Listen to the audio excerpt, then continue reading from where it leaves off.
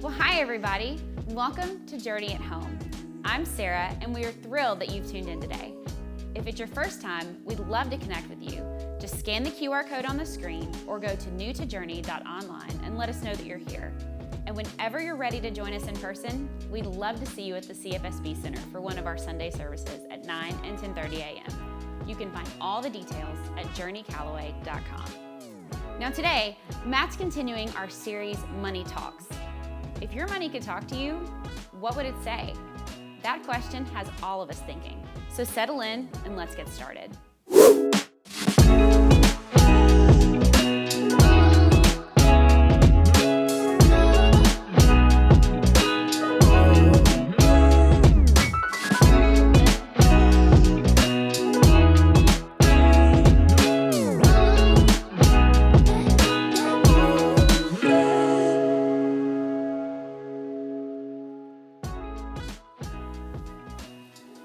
So let me ask you a question.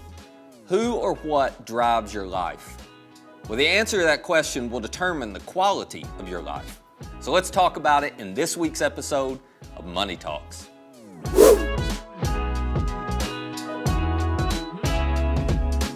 So every life is driven by something, and it's important for you to know what drives yours.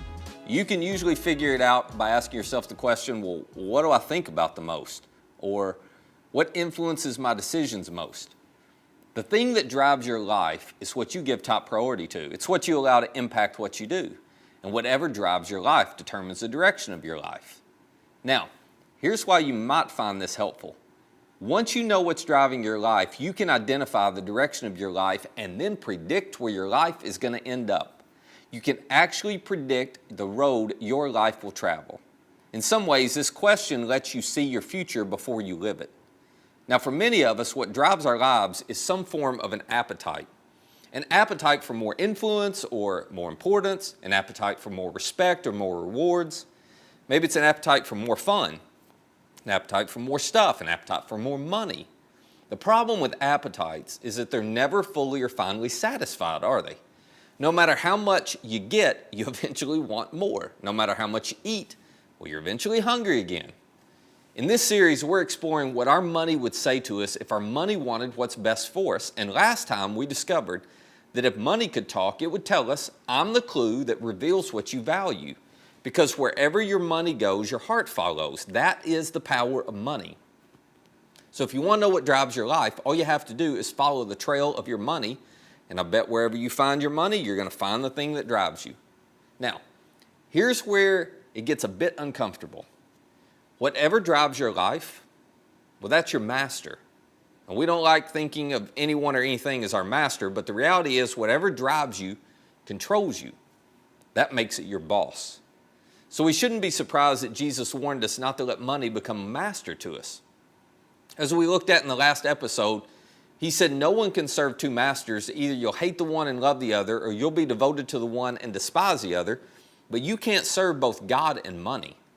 Money is a wonderful servant, but a terrible master. It's a great tool, it's a terrible trophy. You can do some remarkable things with it, but if money drives your life, you end up in a mess because money and the things money provide are appetites that are never fully or finally satisfied, and nobody wants to be mastered by an appetite. You know this because many of you have spent a lot of money trying to get free from an appetite. You start out thinking that thing you were doing was just this fun little pastime, but eventually you discovered it had mastered you. The alcohol was your boss. Food, work, cigarettes, pornography, the applause from people, the affair, achieving that goal, online shopping. It was controlling you. It was your boss. And if anybody had asked you who was in control of your life, you would have said, well, I am. But secretly you knew, I've lost control. That appetite had taken over. You had a new boss, and it didn't have your best interest at heart.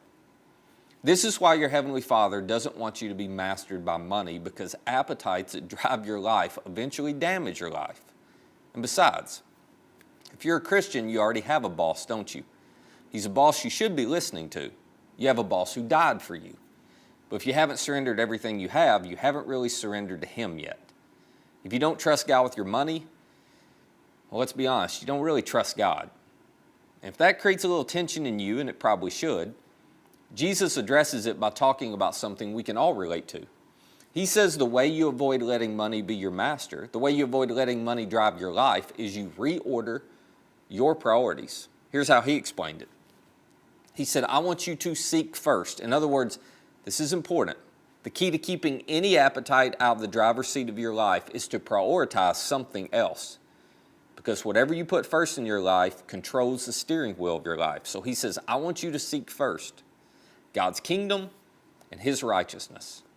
Now, what's God's kingdom and his righteousness mean? Well, God's kingdom is an others first, me second kingdom. Jesus is inviting us to prioritize being others first and me second kind of people, because that's how he created us to live. It's in others first kingdom that you find more peace, more contentment, more happiness, more purpose, more meaning. And we all want that, but let's be honest, it's not very practical, is it? I want to be others first, but I've got bills to pay too. And I've got college tuition to cover. I haven't made much money in the last few months, so I got to catch up. And there are things I want to buy and stuff I want to do. I got to put enough back so I won't run out later. And Jesus gets all of that. So he makes you a promise. He says, if you will seek first his others first, me second kingdom, all these things will be given to you as well. In other words, all the things that you worry about, that you hope for, that you're responsible for, Jesus promises to make sure they'll get taken care of if you put his way first. It's not either or, it's both and. But somebody's kingdom has to come first. And the only way you get both and is when you put his others first kingdom in the driver's seat of your life. If I put me first, I eventually come in last, because when I put me first, I have a hard time saying no to me. And when it's all about my kingdom, I can't tell me no very well, which means I'm eventually mastered and controlled by the appetites I invited into my own life. And then, well, I'm not even happy with my own life, even though I thought I got what I wanted. So let's talk practically for a minute. What's the solution? How do we keep from falling into this trap? Well, if you're not a Christian, this is one of those times you're going to be glad you're not, because it's not required for you. You can just look at all of us Christians and go, good luck with that. But if you'll try what I'm about to show you, it will change your life for the better, I promise. So here's how our me first kingdom works. Let's start here. A me first kingdom works this way. I live and I spend whatever I want on me first, and then I save some for me to spend on me in the future. And then if I have anything left over, I give it to help others. Does that sound familiar? That's what me first living with some leftover giving looks like. It's what most people do. It gets very predictable results. Your money and your appetites end up mastering you, and you worry about things constantly. And the way you know they've mastered you is by how much you stress, by how much you think about them, by how much you worry about them, by the fact they rob you of peace and contentment. But if Jesus knows what Jesus is talking about, then the wisest thing for you to do is to flip the script. What he invites you to do in his others first kingdom is you give first and focus on others. Then you save second, and then you live on what's left. You prioritize someone else above yourself with your money. That is what trusting God practically looks like. That's what surrender to God looks like. It's what going deeper looks like. If you're not doing that, I'm just telling you, you're not actually trusting God with your life. The litmus test of our devotion to God, according to Jesus, is whether we put him first with our money and possessions. The me first kingdom approach, well, that treats money like a trophy, doesn't it? A trophy is all about me. A trophy is, look what I did, look what I got, look what I achieved, look what I accomplished, look at everything I accumulated. I'm going to put it all on display, so you're going to ask me about it, because I can't wait to tell you how great I am in my me first kingdom. But the God first kingdom approach, well, that treats money like a tool, not a trophy. A tool never attracts attention to itself. A tool never thinks it's the center of attention. A tool is there to achieve a bigger goal than itself. It's willing to be used for the good of something greater. A tool enhances things, makes a bigger purpose possible. And if your money could talk, it would tell you, you'll get the most from me when I'm a tool and not a trophy. So here's what I want to invite you to do, whether you're a Christian or not. I want to invite you for the next 2 months to do 2 things, and just hear me out on this. First, I want you to pick a percentage of your income and give it away first before you do anything else with your money. Give it away first for the next 2 months. Every time you get money from a paycheck, from bonuses, commissions, whatever, the first thing you decide to do is to give away a percentage of that money. And that percentage needs to be big enough it scares you a little. Do not do something that you're not going to really miss. Make it a percentage that gets your attention, makes you a little uncomfortable, and then give it away for 2 months. Where? Anywhere you want. Just pick an organization you believe in. Pick something that you love and appreciate.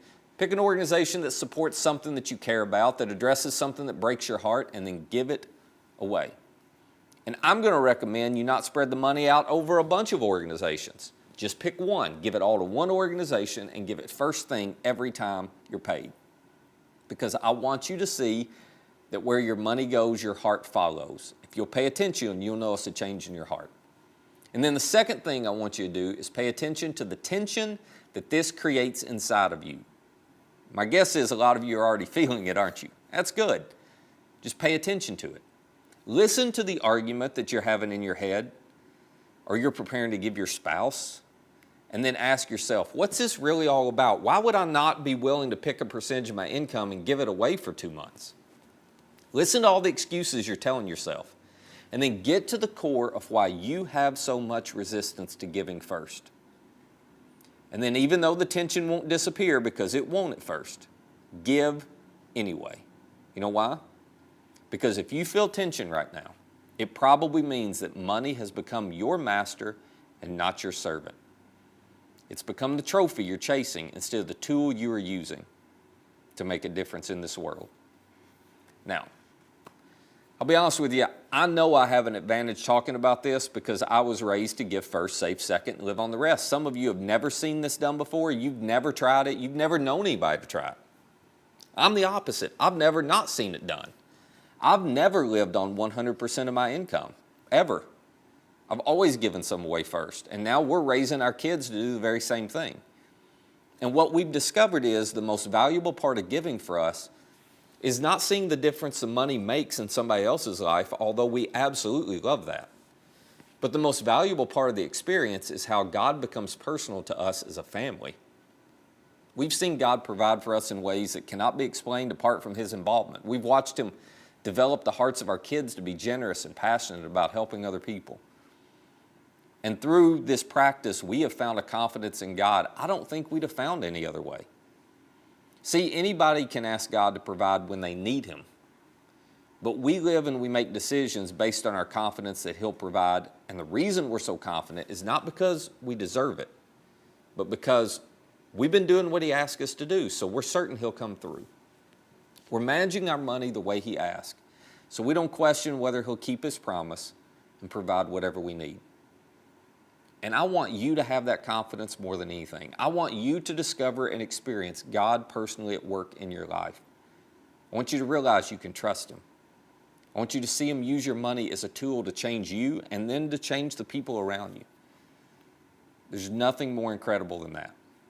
But until Jesus is first in your finances, well, Jesus isn't first in your life.